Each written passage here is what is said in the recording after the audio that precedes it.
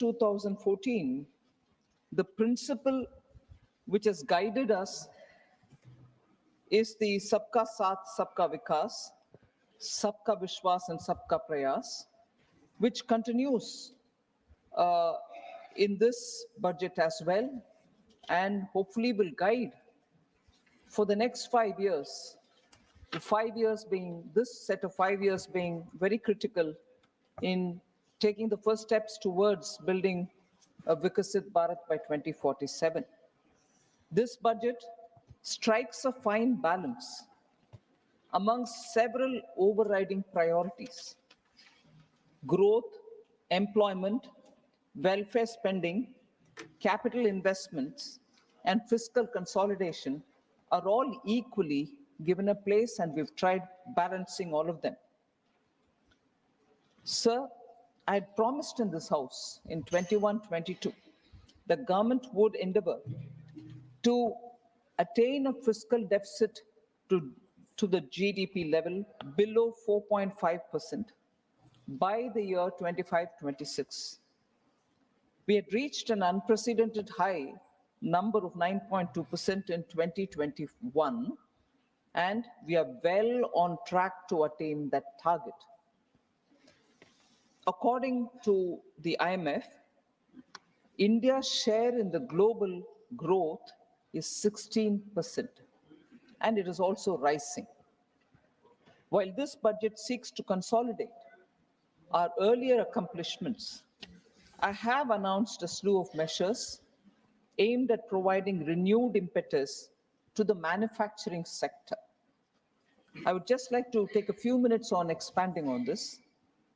The aim is to boost domestic employment, create employment opportunities, and ensure high and sustained increase in India's share in the global GDP over the next 5 years. Several measures have been taken. In this budget in particular, we had mentioned about the basic customs duty, which has been reduced, and on specific items, together with the production linked incentives given for mobiles. India now already produces 97% of all the total mobile phones in demand in the country. And 30% of total production in India in the year 24 has gone for exports exclusively. So India's production-linked incentive scheme stands out as a successful scheme, taking this one example, and in the other 13 sectors, 14 together, 13 sectors also, we see a lot of interest in investing and producing so that India becomes a manufacturing hub. The production-linked incentive scheme, which was brought in because we wanted to attract a lot of investment into India, is seeing a lot of interest and continues to see a lot of interest in investors. Further, in this budget, we also set up a critical mineral mission for domestic production and for recycling of critical minerals. We also are envisaging overseas acquisition of critical mineral assets. Further, we fully exempted customs duty on 25 critical minerals and reduced the basic customs duty on 2 of them. 2 were differentiated from the rest for particular reasons. So reduction in 2 and full exemption for 25 other critical minerals. I've also announced, sir, the development of investment-ready plug-and-play industrial parks in and around 100 cities of India. So that would immediately be a big attraction for people to come and set up businesses, being closer to cities that will enable them to have good skilled workforce to be employed. We are working towards establishing 3 centers of excellence in top education institutions for realizing the vision of Make AI in India and Make AI Work for India. That was mentioned in Budget 22-23 we are further strengthening the artificial intelligence excellence centers being built in top education institutions. So in March 2024, government approved e-vehicle policy to promote India as a manufacturing destination so that e-vehicles with the latest technology can be manufactured in our country. So furthermore, I go back to the point that I had made in 2021 budget about the new public sector enterprises policy, which clearly opened up all sectors in India for private participation also. Public sector will continue in critical core sector and strategically important sectors, but private sector has been now allowed into every sector, none of which is reserved for public sector alone. I take the example of the space sector, sir, here. Opening up has helped, and today space sector startups are receiving funds, and India is now becoming a big hub for space sector innovation and space sector startups. The recent newspaper announcements have been clearly stating the kind of investment interest which is being generated. The figures are not readily available with me, but I know that 126 million US dollars funding was received by startups in 2023. But that continues, the flow continues. Further, both in the last year's budget and this year's, sir, we have allocated resources for the National Research Foundation under the National Research Foundation Act of 2023. This time also Anusandhan National Research Foundation has had allocation be made. Last year itself, we declared 50,000 crores for over 5 years for research for research along with private sector. So in these ways, we have tried making India an attractive manufacturing destination and given good incentives and impetus for manufacturing to set up business in India. So a brief look at some highlights of the numbers that I want to speak about. The total expenditure in the Union government's budget statement 24-25 is 48.21 lakh crores. The total expenditure in the regular budget 24-25 is 54,744 crores more than that of the interim budget which was presented in 1st February this year. So the highlight that I would like to draw the attention of the honorable members is that capital expenditure is pegged at 11 lakh crores. And this is one of the biggest ever allocation made for capital expenditure. And this shows a 17% increase over the provisional actuals of February of FY 23-24 over the last year. 17% increase over the last year. But in this context, I would like to highlight one important fact about the capital expenditure which happened during the UPA era. Capex allocation was 13.19 lakh crores between 2004-5 to 2013-14. The 10 years of UPA saw 13.19 lakh crores. Whereas during our 10 years ending 2024, the allocation for capital expenditure is 43.82 lakh crores. So the emphasis that we've given, particularly after COVID, for the capital expenditure being one of the very important routes through which the economy revival can be planned, has actually shown result, but the actual numbers are these. So there is also interest among members to know if the transfer to the states has been proper and as has been recommended by the finance commissions. I would like to underline that our unflinching commitment to cooperative federalism, the total resources proposed to be transferred to the state this year, 24-25, is estimated to be 22.91 lakh crores. This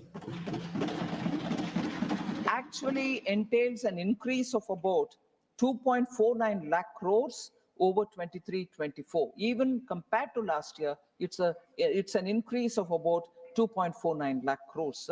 Similarly, the outlays for all union territories has also increased from 61,118 crores in 23-24 to 68,660 crores in 24-25. So the states and the union territories are clearly getting in time the resources which are expected to be released for them. Although the budget documents have details of different schemes, I'm moving over to this point about sectoral allocations. So there is this interest to know if the allocations for certain particular sectors have increased or decreased. I would like to just give a comparative picture, sir. Agriculture and allied sectors in 24-25 received 1.52 lakh crores, which is 8,000 crores more than the last year. There is no reduction.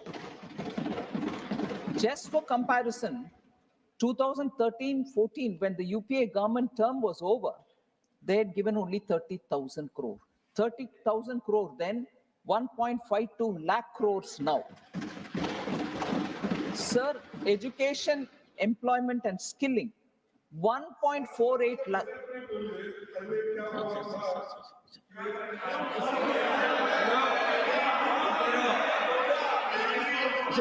Please, honorable members, Finance Minister is speaking.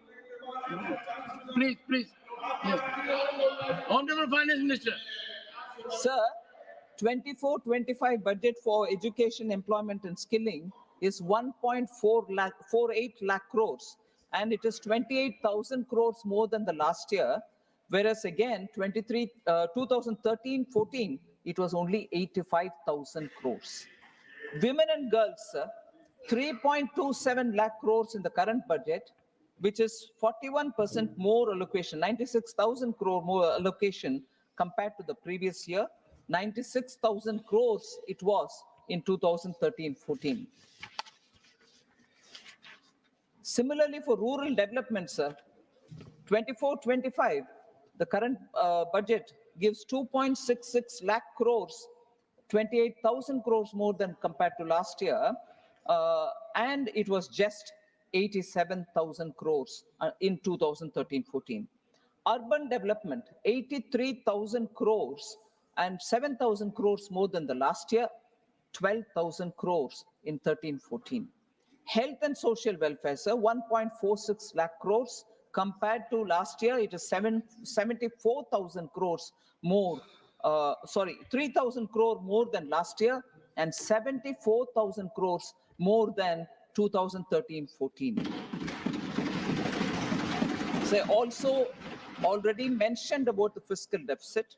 I just want to highlight that we had projected 5.1% of the GDP as the fiscal deficit in the interim budget, whereas now when we presented the regular budget for this year, it has been brought down further to 4.9%, and we aim to reach the deficit below 4.5% next year, sticking to the glide path given in 2021.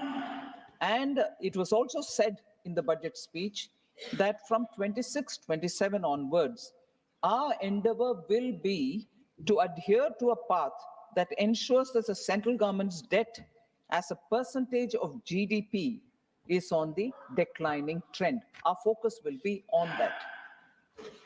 So I'd like to mention in this August House that the weighted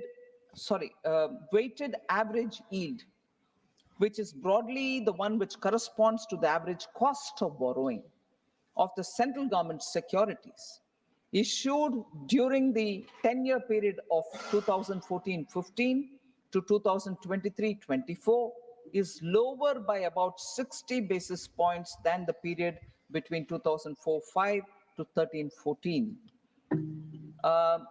This is, and I'm giving a very notional idea, sir, but it helps to put things in perspective.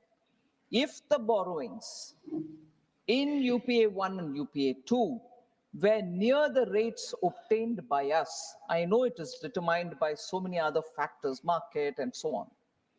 But if the borrowings in the UPA 1 and 2 were near the rates obtained by us, which could have been possible if they had our policies and our kind of credibility, it would have resulted in notional interest savings of approximately 35,000 crores for the government.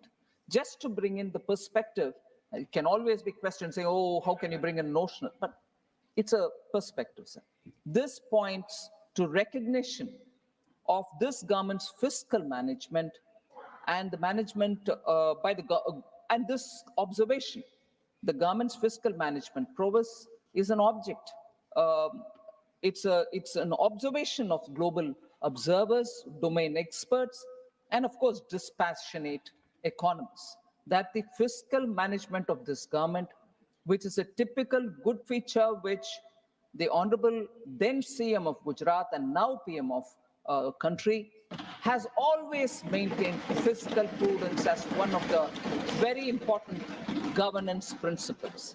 Honorable members, therefore, would be pleased to know that with all these governors' macroeconomic stability related features, the IMF has recently upgraded India's gross domestic product growth in the year 24-25 to 7%. So from an exceptionally low hit GDP growth during COVID, within a few years to rise to be the fastest growing economy in the world, I think could not have been possible without the hard work and toil of all Indians, irrespective of the sectors in which they are, farmers, workers, informal sector workers, construction workers, and all the entrepreneurs, the MSMEs and so on, and the visionary leadership, which has a futuristic vision, because from the front, the Prime Minister leads the economy, we are able to achieve this.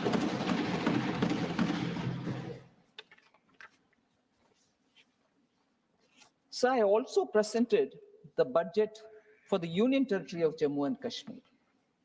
I just want to highlight a few important features before I move on to responding to honorable members' issues which they had raised on the budget. So I'm happy to inform that the concrete steps that have been taken by the Union Territory administration to free itself from the legacy fiscal distress related issues which they had inherited from the erstwhile state. And this has borne good results. With substantial financial support given by the Government of India, 17,000 crores have been provided as support in the Union budget of UT this year. The fiscal deficit to GSDP ratio of the Union Territory of J&K is estimated at 3% for the financial year 24-25. There is clearly a sign that public finances of UT of Jammu and Kashmir is now back on the rails. The government has worked very hard, unhindered, towards fulfilling the development aspirations of the people of Jammu and Kashmir with great sense of fiscal responsibility. Because I'm dealing with Jammu Kashmir budget now and later I go to the general budget, there are issues which have been raised about J&K budget which has been tabled in this house, both inside and outside of this august house. Now, I take this opportunity with your permission, sir, to address issues which have been raised in this house and equally because of importance given of those issues which have been raised outside as well. So the first issue is borrowings have risen from 12,000 crores to 24,000 crores in the last 2 years, and it is unprecedented and it shows fiscal mismanagement. This is an allegation. I'd like to respond, sir. Unlike other states and union territories, J&K has been plagued with pressures from externally sponsored terrorism. This is not a secret, all of us know it. In addition, historical legacy of poor governance, and I reiterate this point, sir, historical legacy of poor governance and low revenue base had created a situation of near perpetual distress and dependence on the union government. Just no way in which the state could have run without the union helping them. And that is how the main feature of J&K's state's budget was, and also the economy was. With given this kind of a legacy inheritance that we've got, as part of the efforts to correct lingering fiscal distortions and for enabling transparent disclosure of the fiscal situation, the Union Territory Administration has brought off-budget borrowings onto its books. This has been done within the borrowing ceiling allowed to the Union Territory in each of the years which have gone by. So this is something which I have to state with conviction, that the UT was permitted to undertake additional borrowings against unutilized borrowing space from the previous years to take off-budget borrowings on the budget and finance its expenditure commitments. So the questions also, or the allegations also were that fiscal deficit was pegged at 1.6% and it has turned to 5.36 in FY24, more than 3 times the original estimate. And also that the capex has been slashed by 10%. The question therefore was, will the central government take blame for fiscal profligacy at the state level? I'd like to dispel any confusion in the minds of people. Along with the special support of 17,000 crore, which has been announced in this budget from the union government, several other things are happening along with the efforts in recent past would reduce the fiscal deficit, and I hope it will reduce the fiscal deficit to 3.3% actually in 24-25. So it's not just the 17,000 crores that has been given as a special support, but also because of the efforts which are being put in the last few years, I think fiscal deficit will be back at 3.3%. While tax revenues, sir, have seen impressive growth, efforts on metering has improved billing and collection efficiency in the power sector. And that has also resulted in non-tax revenues increasing from 5,148 crores in 22-23 to 6,500 crores in 23-24. It's a big reform step that has been taken, well received by the people, and as a result of which we are able to have collection efficiency in the power sector. And I appreciate the J&K administration for having taken this effort, which is showing results for its own benefit. The Union Territory has also very important points, and this is a point which I submit to your consideration and for the August House to recognize, that the Union Territory has discontinued the earlier practices of running hundis and overdrafts from J&K Bank for its day-to-day cash management. This was a feature, sir. Every year, this would literally be a burden on J&K Bank, and equally a lazy comfort for the administration, that they could do this operation with the J&K Bank and get away with being transparent in the way in which they handled their accounts. I'm glad that this practice has been discontinued.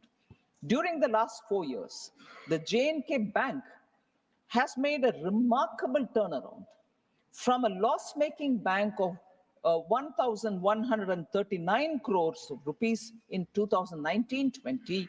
The bank has now made a profit of 1,700 crores in the year 23-24. So that is the kind of turnaround, and that's the kind of efficiency with which the bank is now performing, being run professionally since after 2019.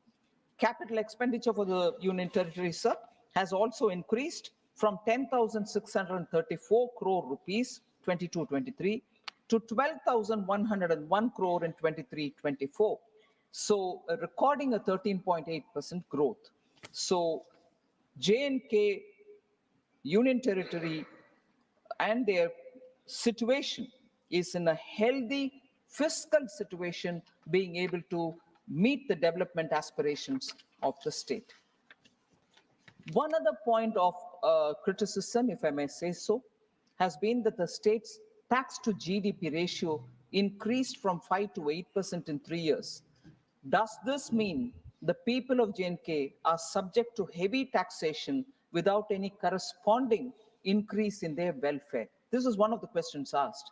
I like to highlight, sir, that the J&K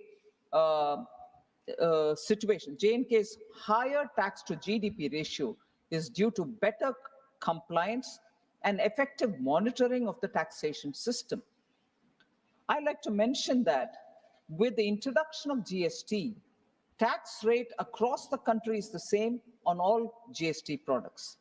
The rate of taxation on non-GST items are either at par with other states or only lower and not higher in J&K. Revenues from GST, motor spirit tax, excise, stamp duties were 9,467 crores in 2019-20. It has increased to 13,903 crores in the year 23-24. So the administration is showing efficiency in collecting from non-GST tax also. And as a result, the fiscal health of the state is also improving. So the UT has also given care to expand the dealer registrations, improve GST return compliances, initiated a lot of e-stamping systems, and conducted transparent excise auctions. Very important, sir. Transparent excise auctions. So that itself gives a lot of confidence about the way in which J&K administration is moving. On the employment rates, sir, 15 to 59-year-olds, the unemployment rate has come down from 6.4% in 2020-21, gradually to 5.7% in 21-22, and to 4.4% in 22-23.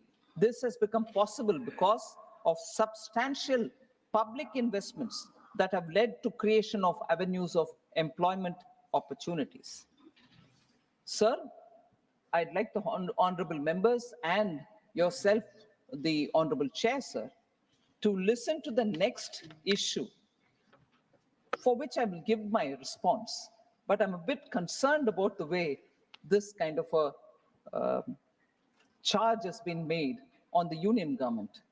Sir, the allegation is, and I read it, perhaps the most worrying development is the FM's announcement that the union government has agreed to take the entire burden of the budget of police in J&K by spending 12,000 crores. It further goes to say this was earlier being done by the union government as part of the security reimbursement expenditure.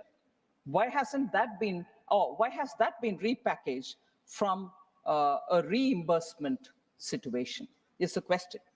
Further, has the police salary liability been taken over by the union government in perpetuity is also a question. To add to it, and this is the most interesting part, sir, does it reflect the government's intention to rule the state from Delhi in perpetuity by retaining home affairs of J&K with the union government? Will the FM commit in the House that taking over police salary liability is not a Trojan horse? I'd like to respond to this, sir. The scheme on reimbursement of security-related expenditure continues even today. So it has not been discontinued. Had it been discontinued, you will have the suspicion. But when it has not been, why would you have the suspicion in the first place? Or is it being not cared for, or you want to put it in the side and still generate a conversation based on just your apprehensions? I'm not sure if it is a responsible way to approach this issue. Second, sir, if at all, and I'm saying this with a bit of a hesitation, but I want to say this.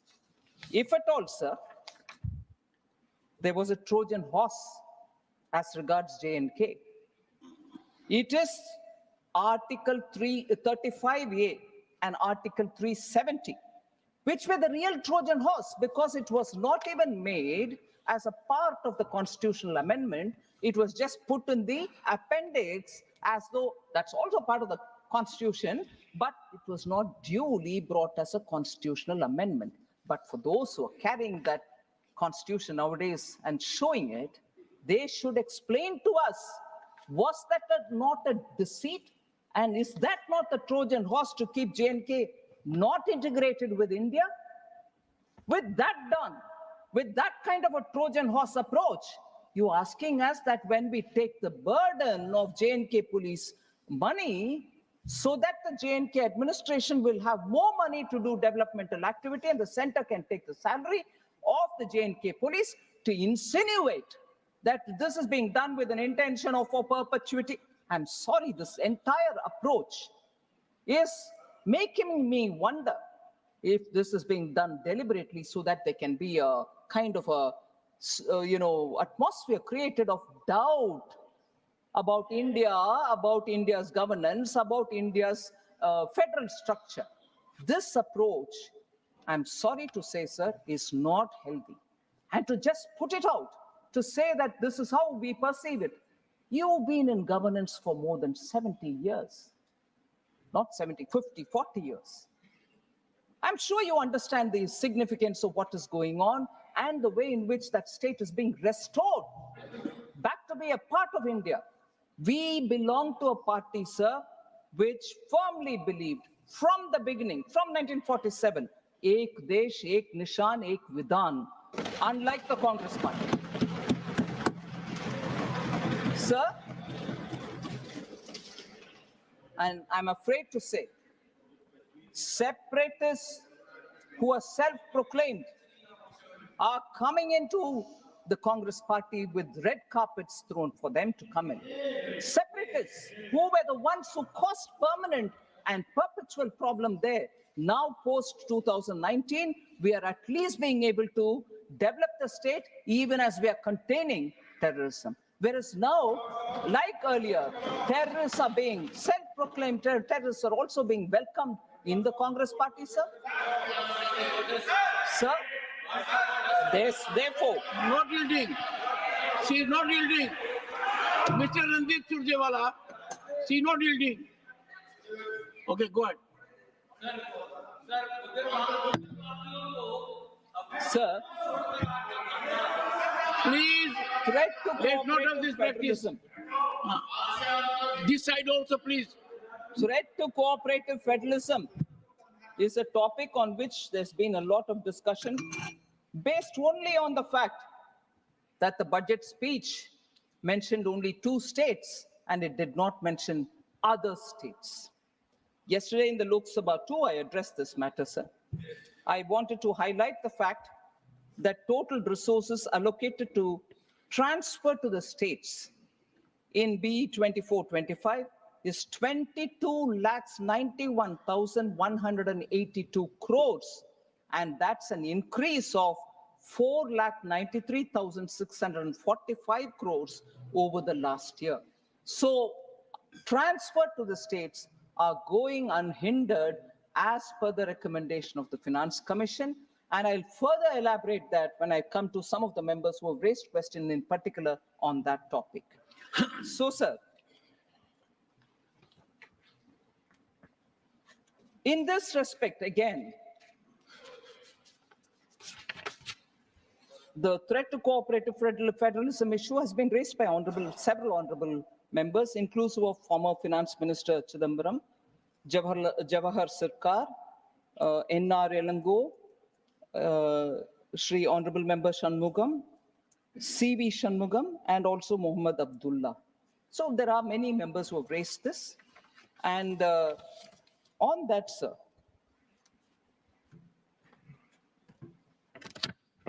if the inference is that I've spoken about only 2 states and left the others out, it means monies are not even going to those states, is an immediate propaganda after the budget was presented in the House, which was taken up in a big way by the Indie Alliance.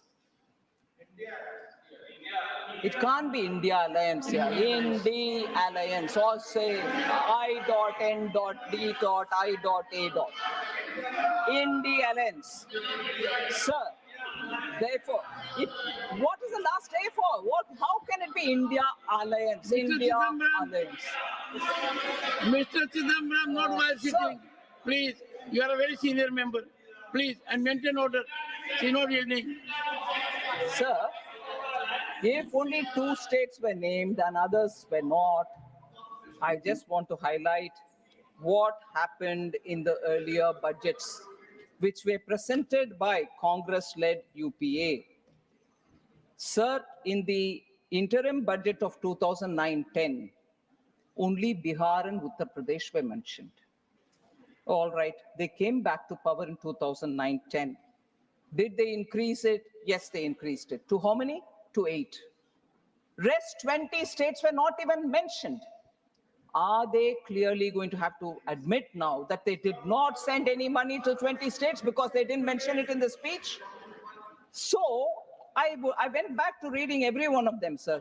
2004-5, only 11 states were mentioned, 17 were not. 10 were mentioned in the next one, 18 were not. So like that, I can go on saying, does that mean during their time, for those states which they did not mention, they didn't send anything to their other states? No, even that wasn't true. They sent money to all states, but only chose to speak about some states. If that is true for them, but it can't be true for me, is it? Protest outside the parliament, say, oh, other states are being ignored.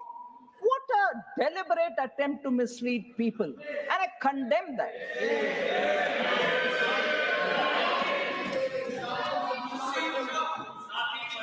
Sir,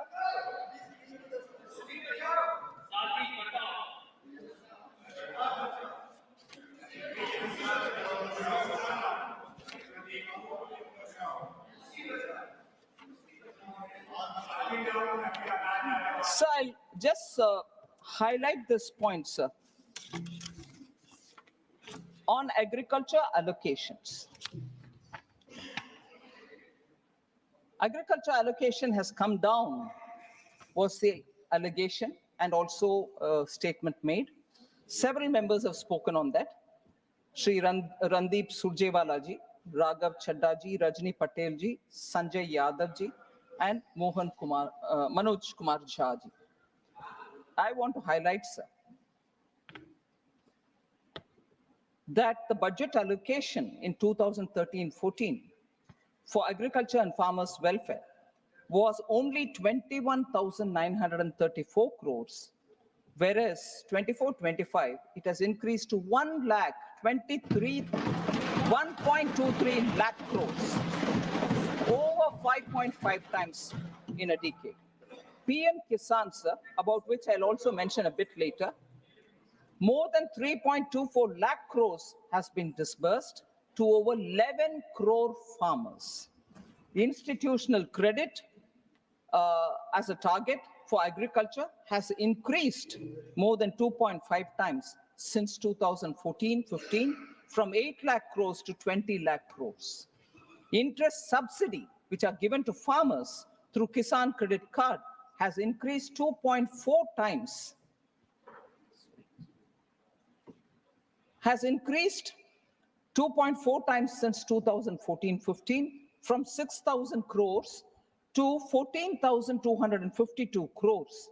KCC now covers animal husbandry and fisheries also. Small and marginal farmers, the number of accounts which are open for them and they avail agricultural loan has grown from 57% in 2014-15 to 76% in 23-24. Sir, Pradhan Mantri Fasal Bima Yojana was launched in 2016 to provide crop insurance coverage to farmers, and more than 1.5 lakh crores has been dispersed till today to the farmers. Agri-Infra Fund, sir, was launched under Atmanirbhar Bharat package to address existing infrastructure gaps and mobilize investments. More than 35,200 crores have been sanctioned for 48,000 projects under the Agri Infra Fund. So the money collected, although as a cess, much against the allegation which is levied on us, saying cess money you retain. No, it is getting spent for, here in this case, for agriculture infrastructure creation. More than 23 crore soil health cards have been distributed to farmers, which provides farmers with the nutrient status of their soil and its composition. 1.8 crore farmers and 2.53 lakh traders have been registered on the eNAM portal, which is a national agriculture marketing place. In the last 10 years, more than 11 lakh crore have been spent to provide fertilizers to farmers at affordable prices. Government has also formulated agricultural export policy in 2018 in the country for the first time. This has led to agricultural exports reaching up to 4 lakh crores of rupees.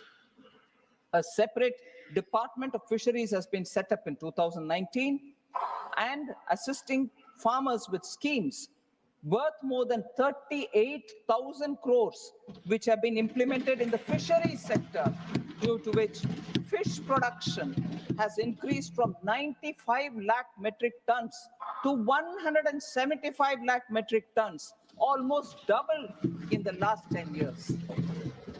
Sir, this is where this insurance-related point which I said earlier, I have to repeat.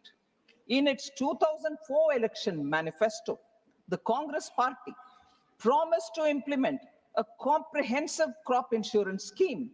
However, it was not till the NDA, which came to power under Prime Minister Modi, Fasal Bima Yojana was implemented. They could have done it during their time, but no, it waited for a manifesto. But that was 2004 manifesto, and they had 10 years after that. They did not do anything on that. The Congress said it would examine the feasibility of direct income support to farmers. However, it was not till 2019 when Prime Minister Modi gave PM Kisan Samman Nidhi. They state things in their manifesto. It lies in the manifesto. No, they don't implement when they come to power. The failure of their flagship scheme, which is the loan waiver scheme of 2008, has been, I've mentioned this several times. I'm not taking the time of the August House, but the loan waiver scheme was not even fully implemented. In fact, many of the farmers were not given certificate that they've cleared their dues and everything, so that after that they can go and procure the loan from the banks, because without the certificates, bank wouldn't give. 38% farmers hadn't been given the certificate, and they are sitting, loan waiver gaya, loan nahi mila abhi. That is the halat, that is the careless and laid back fashion with which a sensitive subject like loan waiver had been handled by Congress party. So on health and education, Honorable Members Sanjeev Arora, Sujit Kumar, and also Sagarika Ghosh had raised question. National health policy of NDA targeted only 2.5% of the GDP on health sector. So total allocation under health increased from 88,000 in 23-24 to 89,000 crores in 24, 89,287 crores in 24-25. PM Swasth Suraksha Yojana, under that 15 new All India Institutes of Medical Sciences have been approved, of which 9 projects have been completed starting from 2014. In 10 years, 9 new All India Institute of Medical Sciences have been completed, whilst total of 15 have been given sanction.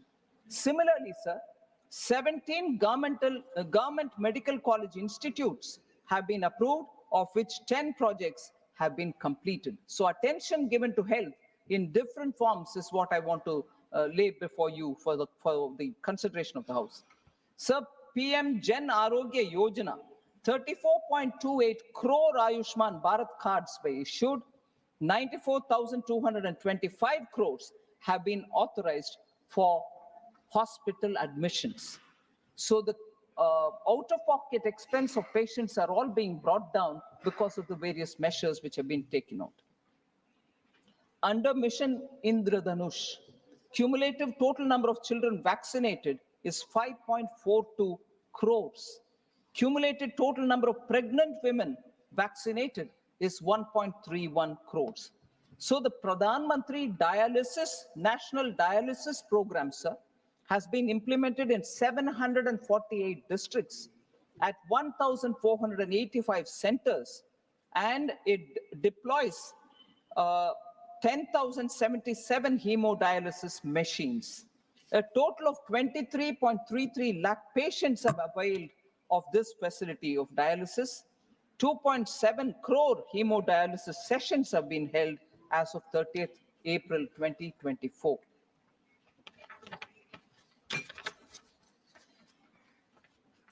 10,000 PM Jan Aushadhi Kendras have been opened, and they provide 30 to 80% cheaper medicines, and medical equipments are also being made available, sir.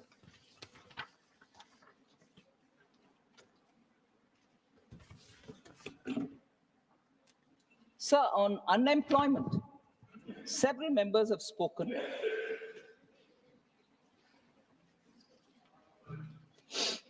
Randeep Surjewala ji, Raghav Chadda, Sanjay Yadav ji, P. Chidambaram ji, Jawahar Sirkar ji, Surjit Kumar, and also Sagarika Ghosh ji. Sir, first of all, I'd like to present before you that our policy is to make youth competent, saksham. For that, we also have brought in this time a package of 5 schemes providing employment in 3, and 1 for skilling and 1 for internship. This package, we hope, together with also 48 crore mudra loans worth 25 lakh crore which have been dispersed, where now we want to increase the 10 lakh limit to 20 lakh. All these put together, we expect there will be a big difference in terms of skilling and internship and for job creation. But the UPA era jobless growth is something which we cannot forget. It hurt India's youth the most because RBI's CLEMS data showed that the total employment declined from 47.2 crores in 2012-13 to 47 crore in 2013-14. And the only period of decline, that remains to be the only period of decline recorded since 1981-82. So when it is declined there, to recover from that, even during the period, not much was done. Formal employment also was badly hit during UPA, especially in the formal manufacturing sector. The annual survey of industries, which is issued by the Ministry of Statistics and Program Implementation, showed a sharper percentage decline than ever seen during the worst of COVID pandemic. So even during COVID pandemic, that is not the kind of decline we saw as was seen during UPA's time. So, sir, on the employment, our facts which are given by the PLFS, Periodic Labor Force Survey, shows that the labor market indicators for persons of age 15 years and above have steadily improved from 17-18 to 22-23. Labor force participation has also increased from 49.8% in 17-18 to 57.9% in 22-23. Women's labor force participation has risen to 37% in 22-23 from 23.3% in 17-18. The unemployment rate has declined from 6% in 2017-18 to a low of 3.2% in 22-23. Youth unemployment, that is the age between 15 to 29, has declined sharply from 17.8% in 17-18 to 10% in 22-23. Sir, this is the annual periodic labor force survey report, which is given this. And further to reinforce the fact The SBI research report, July 2024, India created 12.5 crore jobs during 14 to 23 compared to 2.9 crores created between 2004 and 14. So the distinct increase in the jobs created during the 10 years under Prime Minister Modi's leadership has to be highlighted, sir. In the last decade, the employability of Indian youth has increased sharply, rising from less than 34% in 2014 to over 51% in 2024. And we'll further improve it through the PM's package on employment and skilling.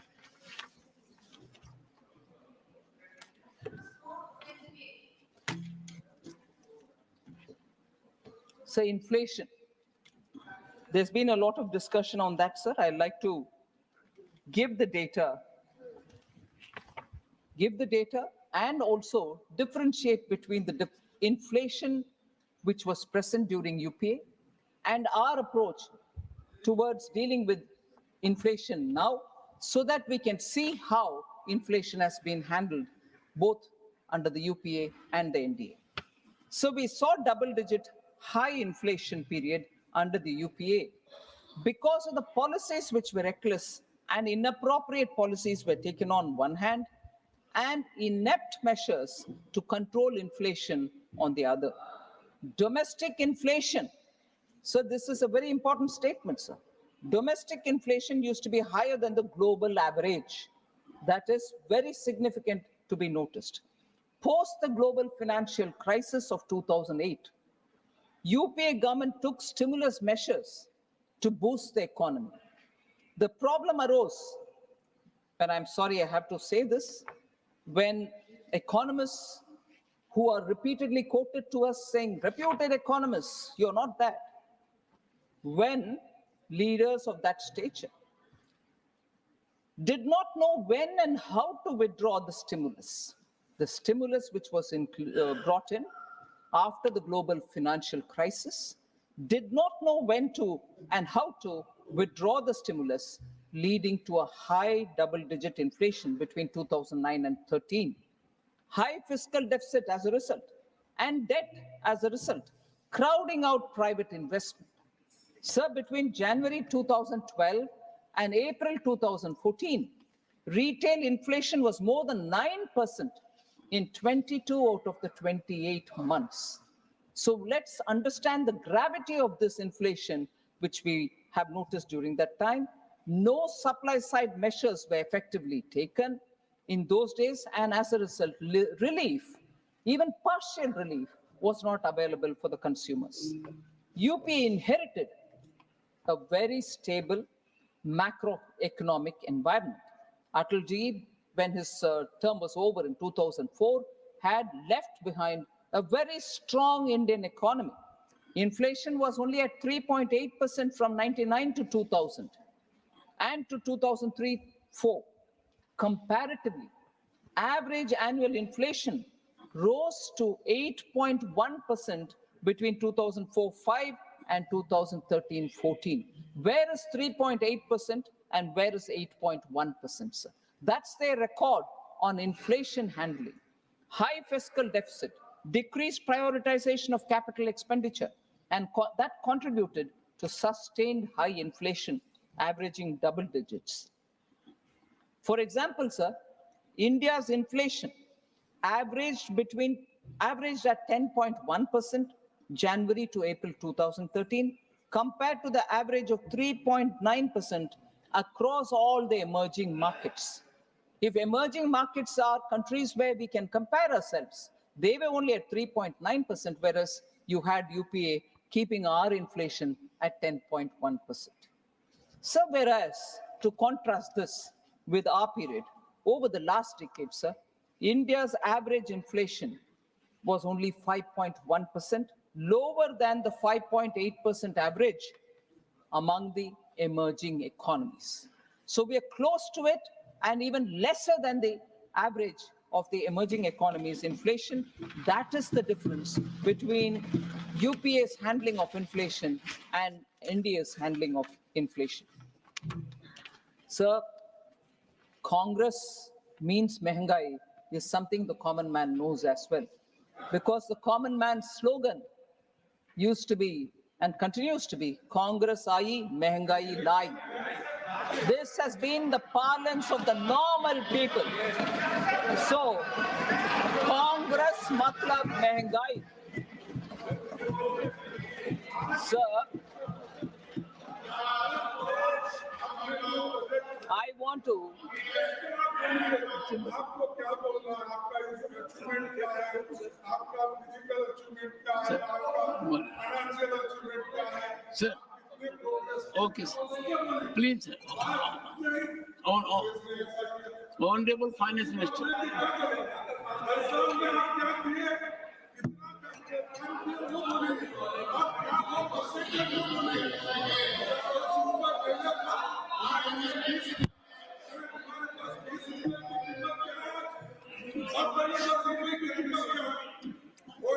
Honorable Finance Minister, please. Sir, sir. Sir, Honorable Leader of the Opposition, sir. Sir. Sir. Sir. No, no, sir. Sir, please. She not yielding, sir. She not yielding. Okay, I leave. Sir, she not yielding. Okay, I sit, sir. Sir. Yielded. Okay. रख के क्या करना चाहिए? ठीक है. Yes. रुकिए. I hope, sir, there will be peace, calm, and camaraderie in the house, sir. माननीय सभापति जी, अभी जो एलओपी ने विषय उठाया कि आप अपनी बात करिए और कांग्रेस के जमाने की बात ना करिए, ये जब भी बजट की चर्चा होती है तो वो हमेशा कंपैरेटिव टर्म्स में होती है, हमेशा हमको बताना पड़ता है। Please. No. You had all the right to say so. नहीं, what is it, nothing? You had all the right to, please, no, I don't appreciate it. Sorry, I don't appreciate. No, don't appreciate. What is this? Forget about it. Nothing is going on record. Why are you saying so, sir? Rajya Sabha में आने वाले लोगों के बारे में भी Congress party को सोचना चाहिए कि इस हाउस में चर्चा की गरिमा और चर्चा को कैसे आगे बढ़ाना है। मैं यहाँ पर सिर्फ माननीय वित्त मंत्री श्रीमती निर्मला सीतारमन जी जो बात कह रही थी उनके पक्ष में हाउस को ये बताना चाहता हूँ कि बजट रिलेटिव और कंपैरेटिव टर्म्स में बताया जाता है। हमें अगर विकास बताना है तो हमको बताना है कि हम कहाँ से चले और कहाँ पहुँचे। हमको यह भी बताना होता है कि हम किस गति से चले और हमको यह भी बताना पड़ता है कि हमने एक लॉन्ग लीप ली है, एक लंबी छलांग ली है, और जब हम ये लंबी छलांग लेने की बात करते हैं तो हम अंधकार से उजाले की ओर जाते हैं और उसका पर्यायवाची जब हम ढूंढेंगे तो 2014 के पहले अंधकार दिखता है और 2014 के बाद उजाला दिखता है। Honorable Finance Minister, Honorable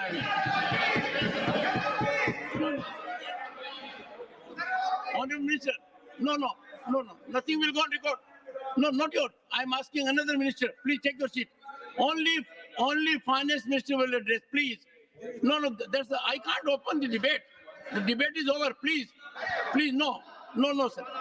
Only Honorable Finance Minister will speak. We have to maintain some decorum in the house, and I'm glad we are improving a lot. Please. Thank you very much, Chairman, sir. Sir, I do take what the Honorable Leader of the Opposition has suggested. What we do today is what I'm highlighting, and therefore also saying something similar of this kind didn't happen then. He may refute it, but it is a matter of fact, and I'm grateful for the intervention of the Leader of the House to state it in his nice Hindi, which I can't speak as well, to say what exactly it was. Getting out of Andhakar to go into Acha Roshni Wala, and that's what is happening now. So, Honorable Finance Minister, but your Hindi is not bad. Thank you. Please go ahead. Thank you, sir. Sir, Please, sir, please. Honorable Finance Minister, please. sir, it is not just me who's talking about what had not happened then, and it's not just me who's talking about what kind of things had happened then. I'm saying what not happened then and what kinds of things happened then, based on eminent people and their words. Take, for example, what one former governor of Reserve Bank had to say. And I'm quoting, I'm not taking his name. I don't know if it is permitted because I think people who are not members of this house, you should not name and so on. So I will just say former governor of Reserve Bank. In his book, he says, sir, and I quote, the finance ministry used to pressurize the RBI to soften interest rates and present a rosier picture of the growth to shore up sentiments. You were not able to perform in the economy, managing the inflation, giving stimulus to growth and leading the country to have better growth, but you're asking the RBI to give a rosy picture so that the sentiments don't get affected, because that sentiment and the kind of impact it was having on the economy is where we went to being fragile 5. And fragile 5 economy is a fact which was before them, but they couldn't act on it. Instead, they put pressure on Reserve Bank. So what you need to do constructively, you don't do.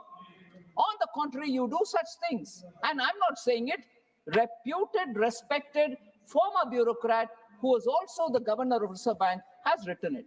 So I want to just highlight, sir, whereas what kind of efforts we have made to keep inflation under control is something which I want to say now for members who have been very keen to know what is happening today. I'm telling you what's happening today. Please make a note of it. Sir, we implemented measures. Mr. Basu, I'm coming to what they said that Please. Sir, we implemented measures leading to a reduced average inflation of 4.5% in 14-15 to 2018-19, well within the RBI's target range of 2 to 6%. Sir, moreover, India's inflation during 2020 and 23 was much lower than the global average. So I want to highlight why it was so.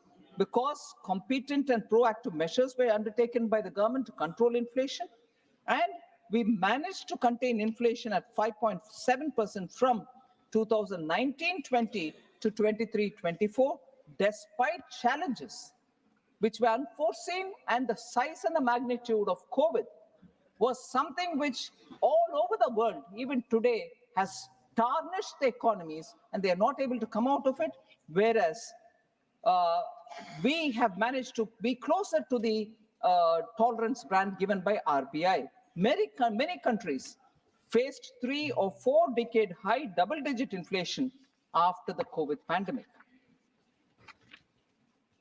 So I just want to list out the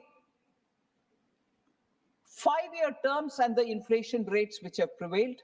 These are numbers which are already in public domain, but it's useful for us to compare so that we know what are policy-induced internal factors which drove UPA's inflation as different from NDA's inflation, which is largely driven by a pandemic and because of the global disruptions. So the difference between the inflation then and the inflation now are very clearly before us. NDA's period, sir, 5 years between 99 and 2004, retail inflation was only 3.8%. UPA 1, 5 years, it was 6%. UPA 2, 10.2%. So if you were to take 10 years of UPA 1 and 2, it was 8%, 8.1%. NDA 1, sir, between 14 to 19, 4.5%. NDA 2, 5.7%, sir.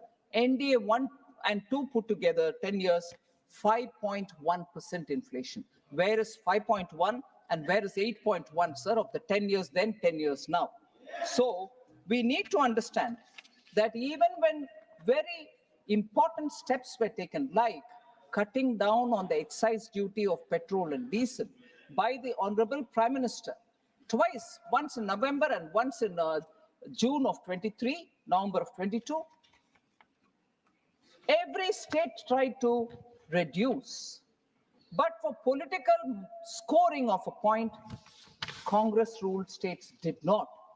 And even then and now, the inflation in those states, even if the change of government has happened, continues to be higher, and efforts to contain them is even being taken now also. They just didn't want to cut down. On the contrary, if I remember correct, our president and the leader of the house here is from Himachal Pradesh. The first thing the government did there after being elected was to increase the price of petrol and diesel. Now, the cry for inflation in this house, questions on what action you're taking to contain inflation. Congress government in Himachal Pradesh, a small state, increases the price. And here the lecture is about contain the prices, bring it down.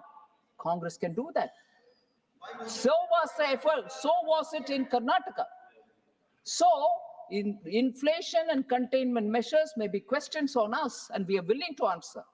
But what about those states which are being governed by Congress? The steps that we've taken, the steps that we've taken to control inflation, sir, strategic policies for targeting inflation have been taken. PM Garib Kalyan Anna Yojana is to make sure that people get the bottommost layer, poorest people get their grains at least, so that they can have some kind of assurance that they have something to feed their family with. Government continuously offloads wheat and rice from the central pool under the open market sales scheme to increase availability in the market. Steps that we are taking. To prevent hoarding and unscrupulous speculation, traders and wholesalers, big chain retailers, and processors were required to disclose their stock positions of wheat and rice. We follow them, we pursue with them, and then ensure that the stocks are coming into the market. Under the price stabilization fund, sir, a dynamic buffer stock of pulses is maintained, and calibrated release of stocks contain the price, and we keep procuring to increase the buffer stock. Basic duty on crude palm oil, crude soya bean oil, and crude sunflower oil was cut from 2.5% to nil, so that crude oil can come into India, edible crude oil, and that can be refined, creating jobs, at the same time making edible oil available in the country. The agri cess on oils was reduced from 20% to 5%. So we are reducing the revenues that we are earning, but making sure people get affordable price commodities which are important. On January 15th, 2024, this duty structure has been extended to 31st March 2025. So edible oil can be distributed with affordable prices, sir. We have also taken measures to make sure basic items like atta, rice, chana dal, and moong dal are distributed in the Bharat Atta, Bharat Rice, and Bharat Chana Dal and Moong Dal branded, so that they can be sold at affordable prices. Per kg cost of atta is 27 rupees 50 paise. Per kg rice is 27.50. Chana is 60 rupees a kg. And Bharat Moong Dal is at 107 a kg, 93 for Sabut Moong Dal. These have been sold. 7 lakh tons have been sold of atta, 13.98 lakh tons of rice, 11.52 lakh tons of chana dal, and 2,984.37 tons of moong dal, both put together, Sabat and Dula Hua, are sold, which means people are benefiting from the wholesale distribution, which is under the brand Bharat. So therefore, sir, I want to make sure that the efforts taken by this government to contain inflation are informed to the honorable members, and they know that we are taking the necessary steps. Quickly on Poshan Abhiyan, sir, and Saksham Anganwadi, the question which Sujit Kumarji from BJD had raised. Poshan and Saksham Anganwadi allocations have only increased and not come down.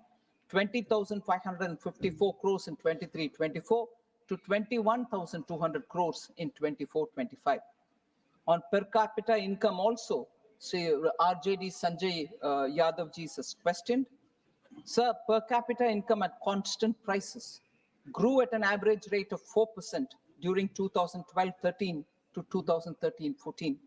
In all subsequent to those 2 years, except in 2019-20 and 2021, which were the pandemic years, the growth in per capita income at constant prices was higher than 2012-13 and 13-14. I can just read it out at constant prices, sir.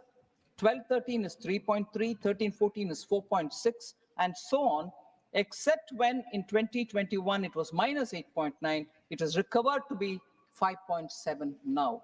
So per capita income issue is also something I want to address.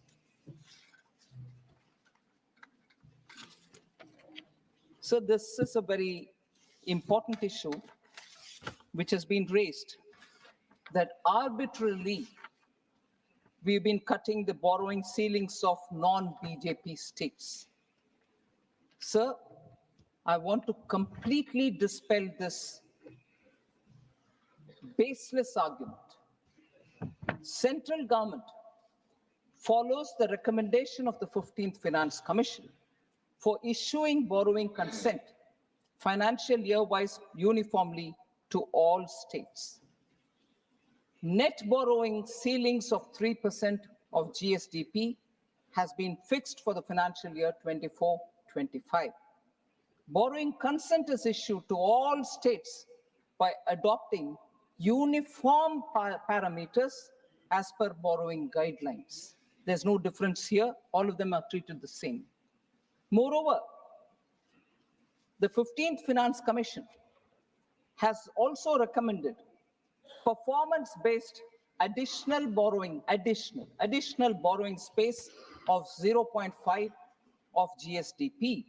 This is linked to the performance in power sector reforms. List of states, sir, which have fulfilled the requisite criteria related to power sector reforms and availed additional borrowing space of 0.5% of GSDP, I'd like to present before you, sir. In 21-22, 22-23, and 23-24. Example, West Bengal, 6,911. These are additional borrowing over and above the 3% which is given unconditionally. 6,911 for 21-22, 8,352 for 22-23. It is in crores or 7,200. This figure is in what? Crores. Crores. Sorry, thank you. So 6,911 crores, 8,352 crores, 7,276 crores for 21-22, 22-23, 23-24. If that is West Bengal, sir, Tamil Nadu, 7,054, 21-22 crores, 5,775 crores, 9,656 crores. Additional borrowing allowed each year because of power sector reforms. That is Tamil Nadu, sir. Kerala, 4,060 crores, 21-22. 4,263 crores, 22-23. 4,866 crores, 23-24. Additional borrowing permission and availed these amounts are on record. Now, Himachal Pradesh is just now, so I can't give the figures straight away. 251 crores was allowed in 21-22, but we've not had any claim after that. I can read that for other states as well. So there is no arbitrariness here. On the Kerala issue, sir,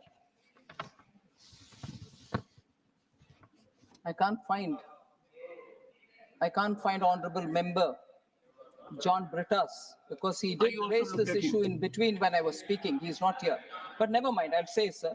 On the Kerala issue, sir, Honorable Supreme Court has also mentioned to the state to resolve the matter amicably with the center. It implicitly supported the stand of the center. They didn't say center is wrong. Thank you. Don't take your seat. Take your seat. Take it. No, you are here, but not to interrupt, to listen. But sit down, sit down. Sit down, sit down, sit down. No, your name was referred because you were absent. Now that you are present, you will follow the decorous conduct. Please. No. This is not done. You are an experienced person. Sit down. So on the Kerala issue, sir. And Honorable Minister, a word of suggestion. Yes, sir. Next time, be careful.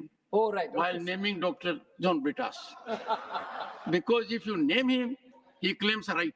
oh, right. And you. Well, I don't want to name anyone.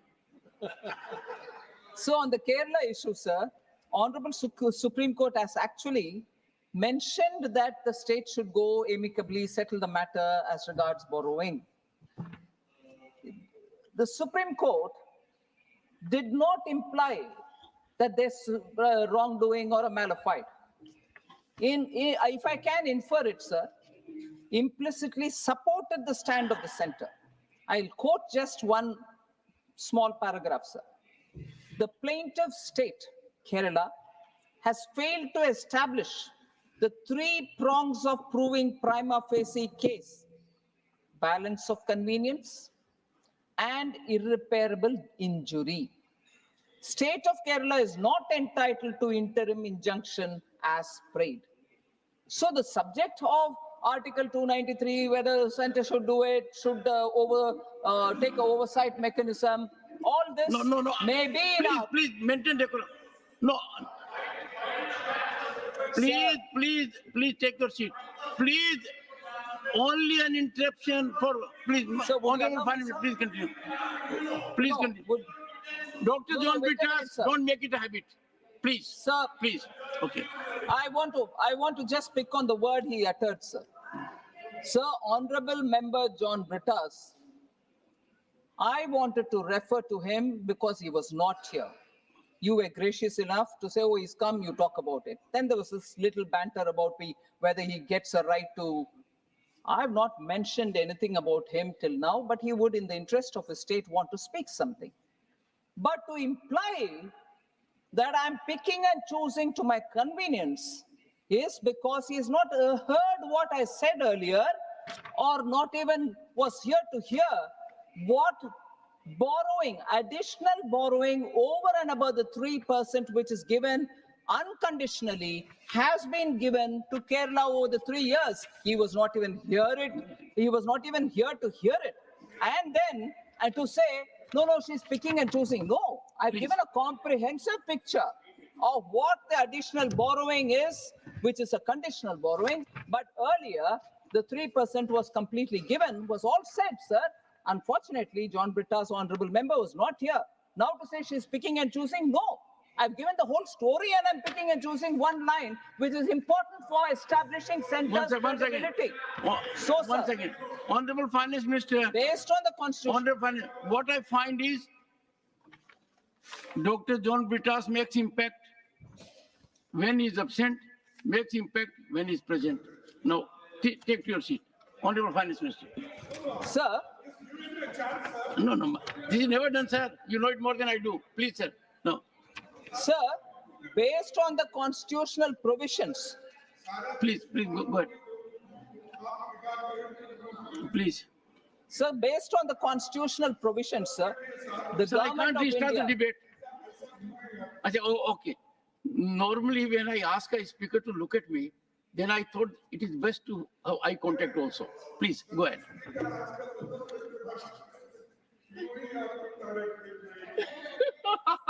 I'm following the rules, sir. Yes. No, the leader of the opposition has appreciated you. Thank you very Please much. go ahead. Sir, based on the constitutional provisions, sir, the government of India adopts a rule-based system This ensures fairness to all states, and no deviation is entertained because of presumed entitlements or presumed prejudices that may prevail. No, we follow as per the Finance Commission's.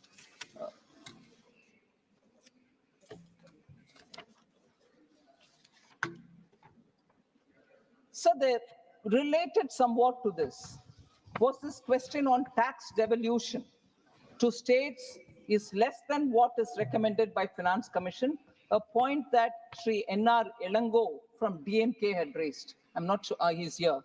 And you also have Honorable Member, Senior Member Tiruchi Shiva. I want to take a minute on this one, sir. We've heard members raising this voice that center does not devolve actually 42% or the 41% post J&K becoming union territory. I want to clarify on this a bit. Finance Commission, sir, recommends devolution of taxes as a percentage of net proceeds as defined in Article 279 of the Constitution. Net proceeds. Net proceeds is calculated after deducting cesses, surcharges, and cost of collection from the gross tax receipts. So the first matter is gross tax receipt. From there, you remove cesses, surcharges, and the cost of collection, and then you arrive at net proceeds. And it is from the net proceeds is the devolution of 41% or 42%. Sir, it is wrong to calculate devolution based on gross tax receipts and then claim that the center is devolving less than what is suggested by the Finance Commission to the states, because the mandated amount, which is 41%, is based on net proceeds and not the gross tax receipts. So it should be noted, sir, the devolution is not the percentage of GTR, but it is a percentage of the net proceeds. Center has always given the prescribed percentage from the net proceeds without fail to the states. And who arrives at the net proceeds? Does the center decide the amount? No. The net proceeds are certified by the CAG. It is that amount which the CAG gives you as net proceeds is this much. So on this, you will devolve 41% to the states. So I cannot choose saying net proceed is only this much and not another. That is done by the CAG. Every year it does. It's not as if it is done 1 year. Net proceeds is decided by the CAG every year. And also, I want to highlight this point because I want to elaborate on that for 1 minute. This is decided by CAG every year. And if there are any dues pending to the states, it is also immediately released. Now, with this said, I want to highlight and draw your attention, Chairman, sir, Deputy Chairman, sir.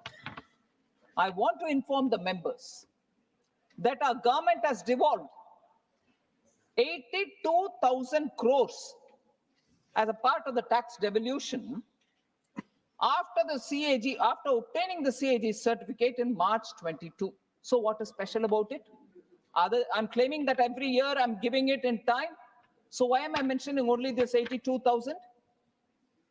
Sir, from 1996-97 to 2014, when Prime Minister Modi comes in, between 96 to 2014, there was a due, accumulated due of 82,000 crore on tax devolution, which was not devolved.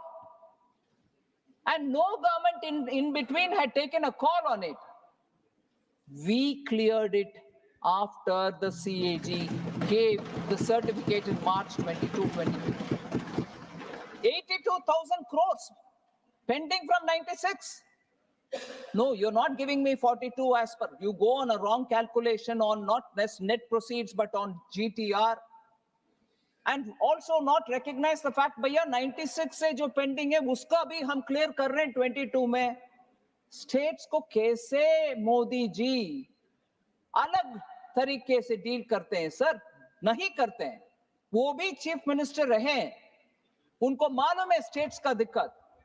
हर पैसा हमने समय पर दे रहे हैं और 82,000 करोड़ जो pending था from 96 उसको भी हमने ही क्लियर कर दिया।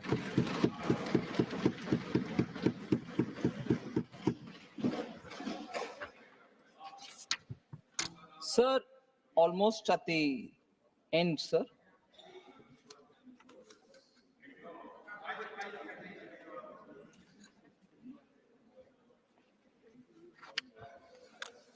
Sir, former finance minister, probably in the concluding stage of his speech, I was also here hearing him, had said, I've got 5 questions for which I want the finance minister to answer. And the 5 questions pertain to minimum wages, legal guarantee, education loan waiver, abolition of Agniveer, scrapping of NEET.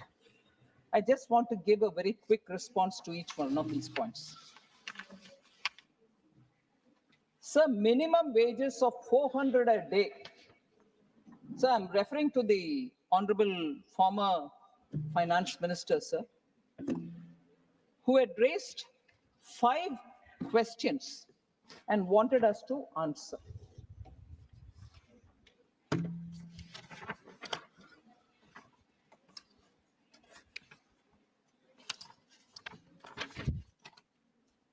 Sorry, sir, 1 minute.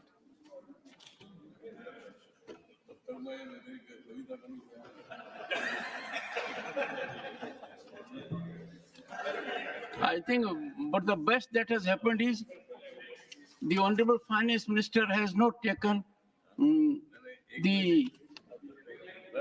Eh? No. So,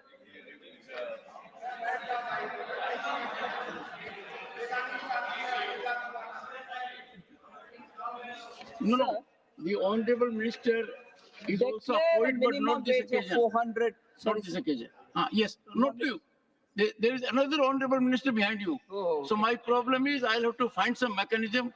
If there are Honorable Ministers and the second one rises, then if I tell one, the other one may misunderstand it. Honorable Minister, please. Yes, sir, I'm just responding, sir. But I'm not addressing the Honorable Finance Minister. Yes. Mr. Thavle, please.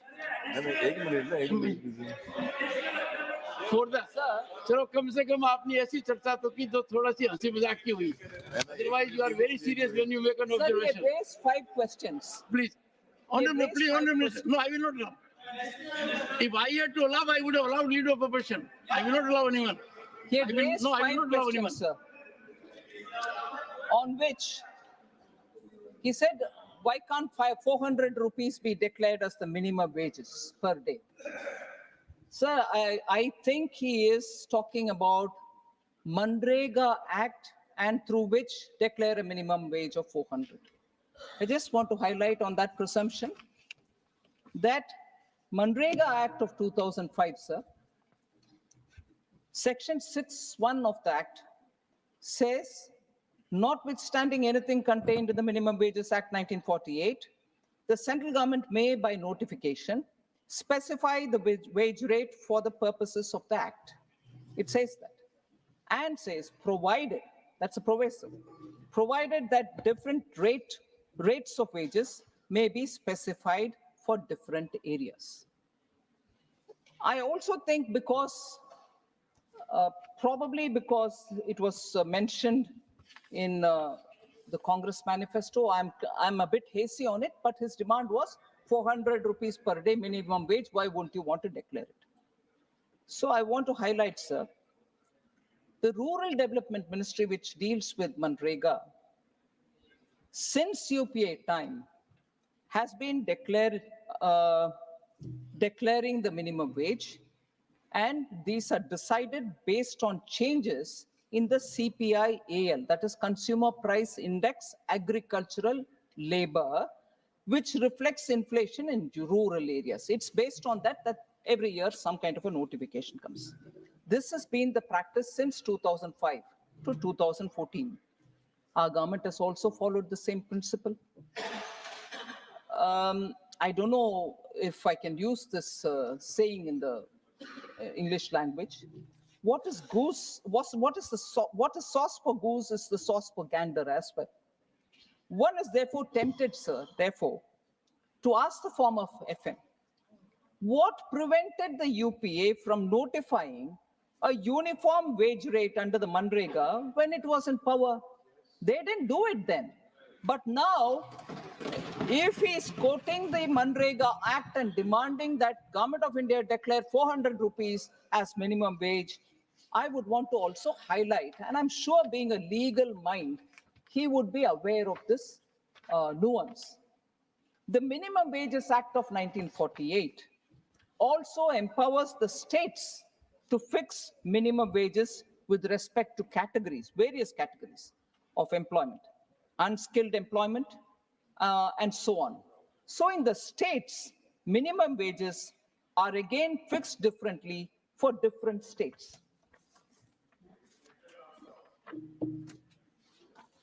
So permit me for a minute, sir.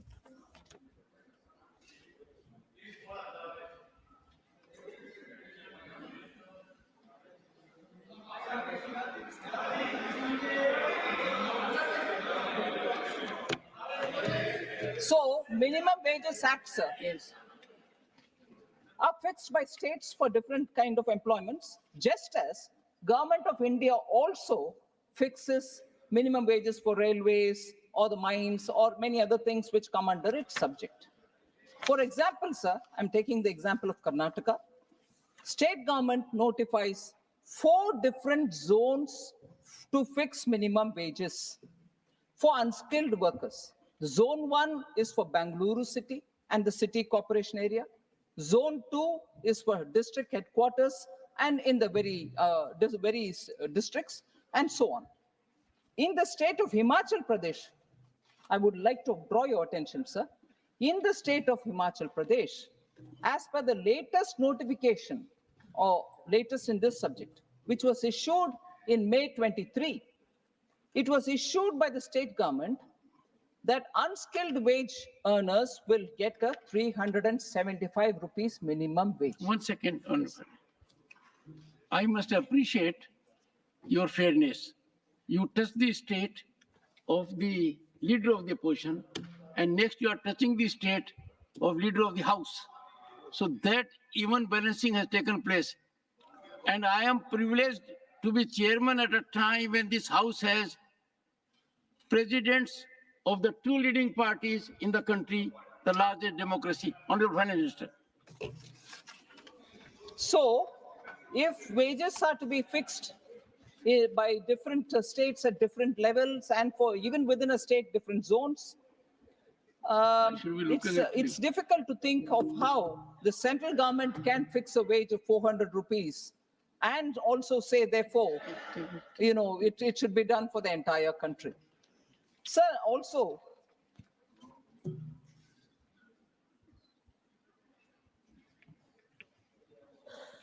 it must have been a slip of the tongue. I don't want to pick on it, but I'm very tempted, sir. In a speech, I think he claimed that he travels 500,000 kilometers by road every month. Must have been 500,000. We can overlook it. This does happen sometimes. If it was wrongly heard, I want I'll tell you. All the right. leader of the house made a mention of 7 crore and he quickly corrected that it was 7 lakhs. So from that we can ignore. All right. So education loans. He had a question to ask on education loans. So we have already announced measures for education loans in this budget for helping our youth who have not been eligible for any benefit under government schemes or policies.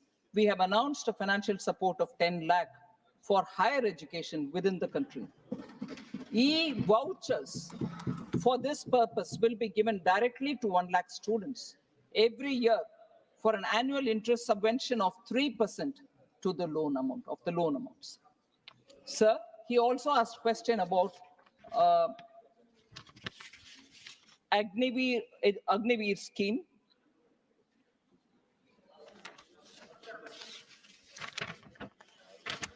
I wanted to highlight, sir, Former finance minister has served as also former home minister. I'm sure he understands the nuance involved in national security. Agniveer is a very reformative step to enhance the capabilities and battle readiness of our armed forces. It ensures actually that we have fit soldiers who are on the front line.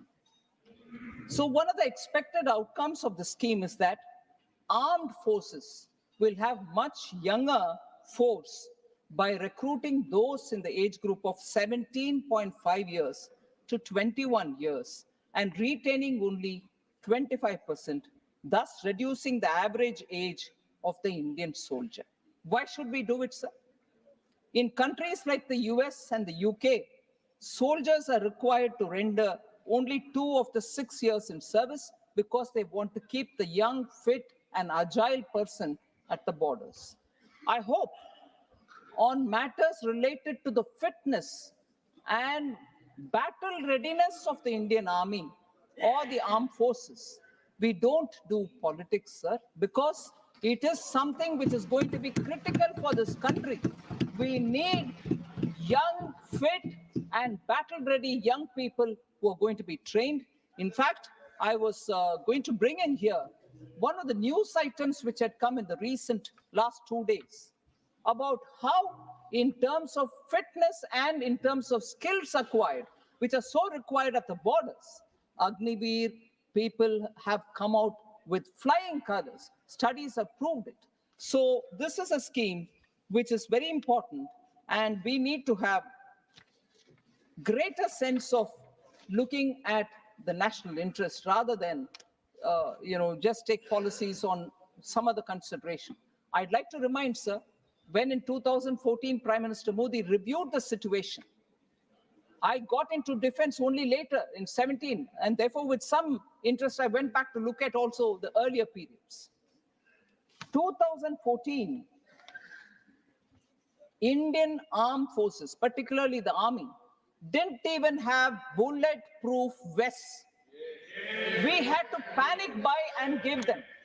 And in that, the role of Manohar Parrikar ji, Arun Jaitley ji, to make quick procurements, and we had to procure it from elsewhere. But today, in our country, we produce bulletproof vests which are good enough for our army, and they feel that it has given them the sense of security. Not just bulletproof vests, sir, it is also a truth that in India at that time, for 10 years, major defense procurements did not happen. And this is not a fiction that I'm telling you. In the House, Defense Minister then had said we can't procure it because we don't have the money. So Agniveer is a scheme which we brought in with great sense of commitment to keep our armed forces battle ready. And young and fit people get into the army, and I don't think there's a need for us to unnecessarily worry that this is causing some kind of a distortion. Not at all. It is with the acceptance of the armed forces that it has been brought in. Sir, he is also, I think I've addressed the 4 issues that he had raised. The 5th one is NEET. So, Honorable former Minister, he's a lawyer. Probably he spoke one day before the final judgment came from Supreme Court on the NEET. One day before he spoke, and therefore the verdict which was given by the Supreme Court, he probably wouldn't have been aware. The Supreme Court did not scrap NEET exams. It observed that there is no material at the present stage to indicate any systemic leak. That's about the NEET exam leakages. But abolition of NEET, I'm afraid to say, was triggered even before the leak issue came up. So I want to highlight some of the features, sir. NEET exam was notified. When was it notified? For the benefit of all our members. When was NEET notified? In 2010, December 2010, with its implementation. Who was leading the implementation at that time? It was led by the then DMK minister Gandhi Selvan, who served as MOS for health and family welfare as part of the Congress-led UPA 2 government. So it was brought at that time. The Supreme Court, while talking about the need, didn't take care of it. Thank you, Mr. Wilson. Thank you. Thank you very much. Please, please. And that is why it is running even now with the stay. Sir, I want him to not interrupt please. with misunderstandings. Mr. Wilson. This is undone. UPA in 2012, the UPA 2.0 introduced NEET undergraduate for medical examinations as well, medical admissions. And 2013, the first exam took place. All during UPA 2013, the exam took place. When the Gazette notification of 20th December 2010 was challenged in the Supreme Court, both the lawyers of the Medical Council of India and UPA's Additional Solicitor General of India defended NEET. When it was challenged in the Supreme Court, December 20 was the time when Gazette notification was issued, and that Gazette was challenged in the Supreme Court.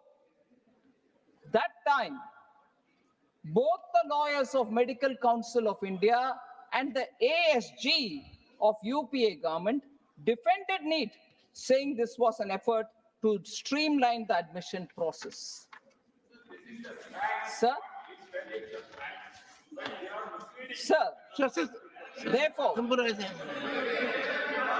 sir, the ASG then stated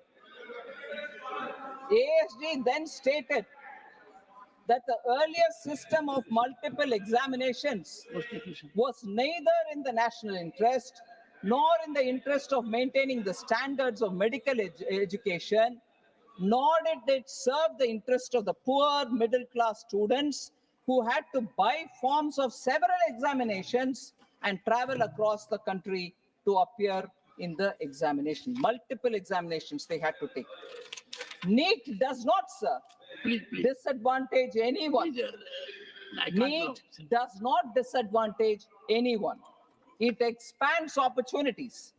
Sir, Tamil Nadu students secure 85% of the seats with 69% reservation, which is upheld in Tamil Nadu. With that reservation intact, and with this process of NEET, 85% seats, which is 85% of the seats within Tamil Nadu, and 15% of all seats from all states put together, they can go for the 15% seats to any state that they want. So Tamil students benefit from all India quota in other states also. Now, when former finance minister is talking about NEET, I also want to underline this fact, sir. 2011, when the DMK rule concluded, Tamil Nadu had just 1,945 medical seats. Presently, there are 10,425 medical seats, a remarkable surge of 8,480 seats in the past 11 years. Sir, therefore, NEET has ensured cost-effective medical education for families. Certainly, it has hurt some vested interests, particularly those in the medical education field, because no longer selling of medical seats is possible. And therefore, it has hurt a lot of people.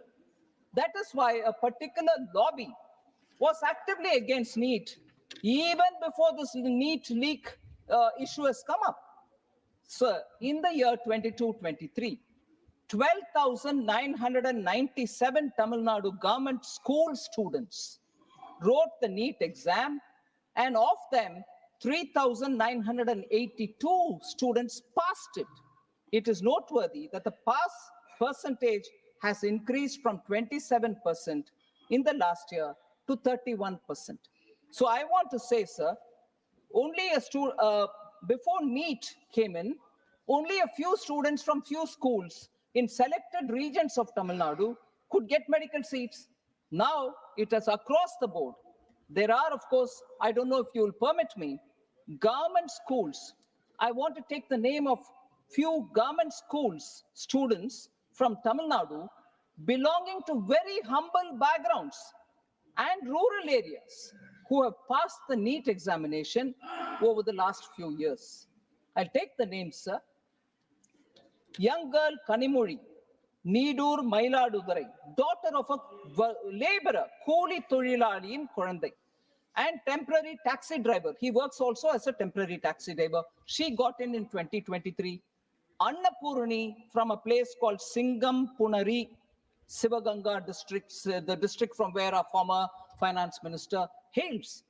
That girl has also managed to come in. She's the daughter of a construction worker, 2023 again.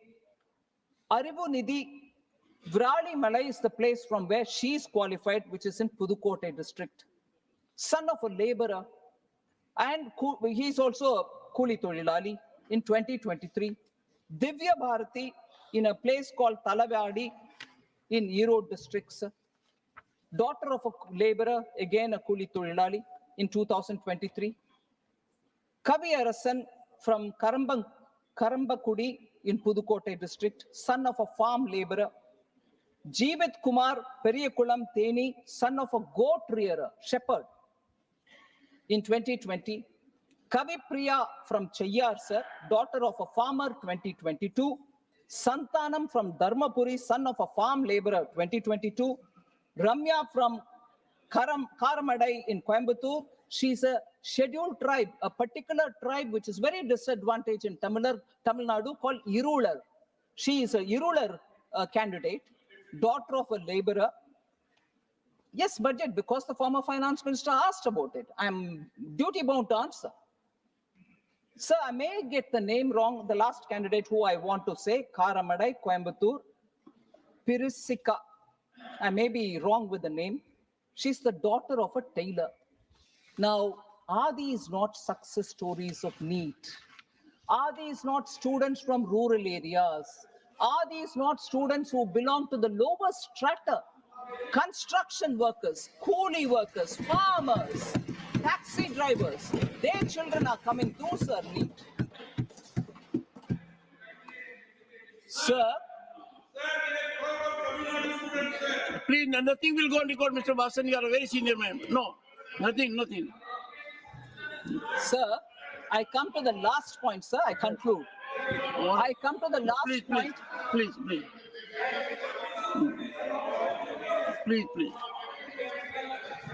No.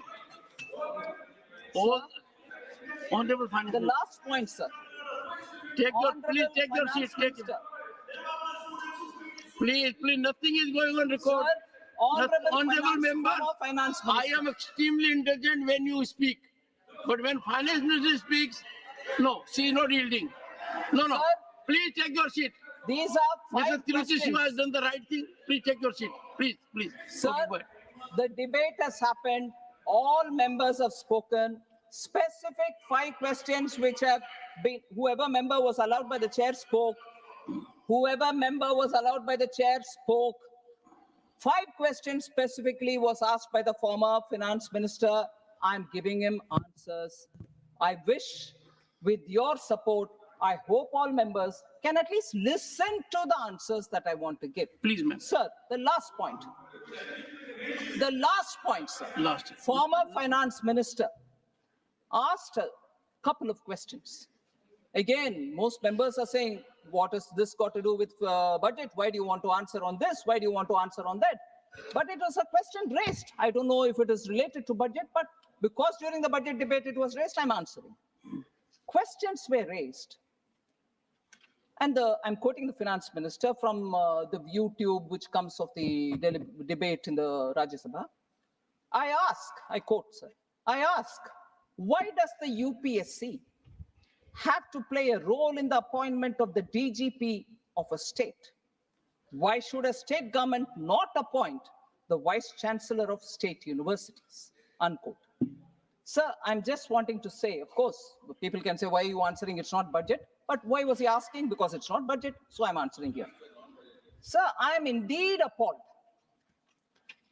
that a very respected senior advocate, I'm not an advocate with due respect. All senior advocates are respectable. Yes, yes. So he has raised a question saying, And you may not be aware, Honorable Finance Minister, I am a senior advocate under suspension. No, Mr. Prabhu Patel, I am a senior advocate and Bhupendra Yadav knows under suspension because if you hold an office like this, your sanad is suspended during that period. So I suffered, leader of the opposition, two things in 2019 when President issues warrant. Now imagine warrant to a senior advocate appointing me as governor. This led to suspension of my sanad also. So you have respect, I'm sure, for all senior advocates, whether under suspension like me, not otherwise. sir. Sure, sir. Sir.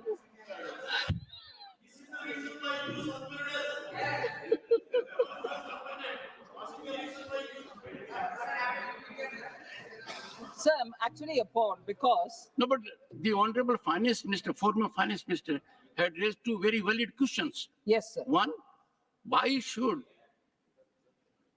UPSC. in the appointment of DGP, UPSC should come into picture?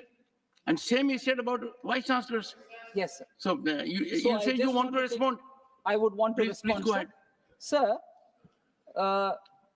Honorable Finance Minister, former Finance Minister, has used this platform of vibrant democracy.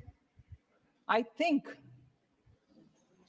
he's misrepresented the situation to an extent that it goes contradict to the judicial verdict of the Supreme Court itself.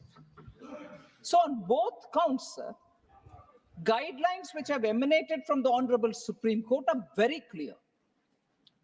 On this issue of DGP appointments, sir, as to why the UPSC has to play a role, I just want to highlight, it was in this case of Prakash Singh and others versus the Union of India, 2006.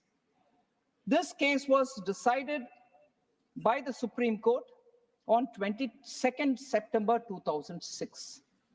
And it directed in the following words, quote, the Director General of Police of the state shall be selected by the state government from amongst the 3 senior-most officers of the department who have been empaneled for promotion to that rank by the Union Service Commission, Union Public Service Commission. The state picks up on 3 candidates, sends the panel, and it is the UPSC which decides. This is the verdict of the Supreme Court in that police reform related case, which was another policeman, Prakash Singh, and others have gone to the Supreme Court. And in that, it clearly says that it is the UPSC. Once. Second. 1 second. On the 1 second. What is your point of order? Come to the point of order, don't make a speech. Wait, sir. 1 second. If Supreme Court decided yardstick is the criteria, why has the government not followed it in the case of Election Commission of India when there was a clear-cut directive? Everything you say, Randeep Purtiwala, is irrelevant. Why? Everyone is aware about the judgment. Honorable members, no, not like this, sir. He had to speak. Has the former finance minister, look here, I take it as a very serious situation. Has the former finance minister, while asserting why are you having role of UPSC in appointment of DGP, misrepresented the situation? According to the present finance minister, the former finance minister totally misrepresented because there is a categorical judgment of the Supreme Court in the case of Prakash Singh, and directive is categorical. The state government will select DGP only out of a panel that is approved by UPSC. Now, this is a settled situation, everyone knows. So I'm sure as and when Honorable former Finance Minister will be there, I take a very serious view of it. One second, sorry. No. Honorable members, I take a very serious view of it because I have indicated this house cannot be used to emanate information by way of misrepresenting particularly a Supreme Court judgment known to one and all by and large, and that too from a senior advocate. Ma'am, I take note of it. You kindly put Sir, the judgment on the table of the House. Just so, Number. Nothing is going on record. sir, just so. No, she's not Indian. She's not. एक section काफी प्रतिष्ठित वकील हैं, home minister भी रह चुके हैं, तो क्या आप वो जब यहाँ पर उपस्थित रहे तो उन्हें अपना स्पष्टीकरण देने का मौका देंगे? बिल्कुल। माननीय सदस्यगण, नहीं, माननीय सदस्यगण, दिग्विजय सिंह जी ने बहुत महत्वपूर्ण बात कही है। एक चार्ज है कि पूर्व फाइनेंस वित्त मंत्री ने सदन के समक्ष महत्वपूर्ण तरीके से कहा है कि राज्य सरकारों का ही अधिकार है डीजीपी बनाने का, और आप यूनियन पब्लिक सर्विस कमीशन को क्यों बीच में ला रहे हैं? उनका डायरेक्शन साफ है कि you are doing this because you want to control states. Imputation यही है। The present finance minister says this is being done not by any executive order. This is emanating from a judgment of the Supreme Court that was imparted in 2006. And the judgment is categorical. And I'm sure even us, every lawyer knows it, that appointment can take place only out of a panel approved by UPSC. I agree to your suggestion. And we will put it to the former finance minister in what circumstances, while being senior advocate, he could misrepresent the situation so gravely to misinform the nation at large. We'll put it to him. I agree to your suggestion. Yes. Sir, just to be sure, sir, I want to reread the verdict of the court. 22nd September 2006. Supreme Court directs thus, I quote, "The Director General of Police of the state shall be selected by the state government from amongst the 3 senior-most officers of the department who have been empaneled for promotion to that rank by the Union Public Service Commission," unquote. So that's about the DGP. Now I come to the issue of the Vice Chancellor of State Universities. Sir, Supreme Court of India, again in a judgment in State of West Bengal versus Anindya, Sundar Das and others in 2022, asserted, and I quote, "Regulation 7.3 of UGC, minimum qualification for UPSC or appointment of UPSC? teachers." This is UGC. UPSC. This is UGC, sir. University Grants Commission. And that was, Okay. sir.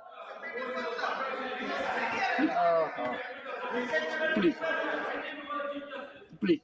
Sir, Regulation 7.3 of UGC, minimum qualification for appointment of teachers and other academic staff in university and colleges, and measures for the maintenance of standards in higher education. Regulations 2018 provides for the minimum qualifications of a VC selection procedure and the appointment procedure. In case of a conflict between the state legislation and the central legislation, in case of a conflict between state legislation and the central legislation shall prevail by applying the rule principle of repugnancy.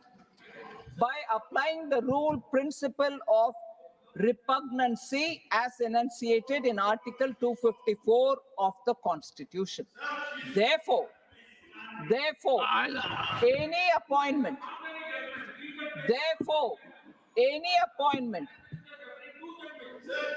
sir, you're a senior advocate.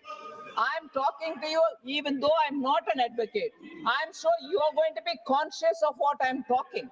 It's very well for the members to be conscious, but don't they trust in you? You're the chairman of the House, but more importantly, you're a senior advocate of the Supreme Court, who's also the chairman of the House. I wish the members give you that much of trust and faith in what they are doing. Therefore, sir, any appointment of the as a vice chancellor, contrary to the provision of the UGC regulations, can be said to be in violation of the statutory provisions, warranting a writ of quo warranto, unquote. Sir, how can we therefore countenance a former finance minister coming to the people at large and talking about dilution of federalism, when it is clear that when there is a conflict between the two, the central legislation is the one which is going to prevail, and that is Article 254. So therefore, sir, I just want to highlight that a field which is occupied by the judgment of the Supreme Court in these matters, to which, by virtue of being a senior advocate, the Honorable former Finance Minister should be more aligned with the judgment. I wish to indicate to the House that these judgments and the spirit which is caught in these judgments are very important. And therefore, when he is referring to why should the DG be appointed, why should the Vice Chancellor be appointed by the UGC and so on, there is so much of legal material available. Even if the honorable members are suggesting contradictory judgments are there or judges are reconsidering, all that apart, when even those are taken on board, when it is sub judice even on a different bench, when it is so clearly being legally scrutinized, how can we come here and say, no, it has to be done? Why should the state? No, sir. These are matters being taken up, as the honorable member Wilson is highlighting. Yes, these are being taken up by the courts. But here to come and assert a final word is amazing. Thank you very much, sir.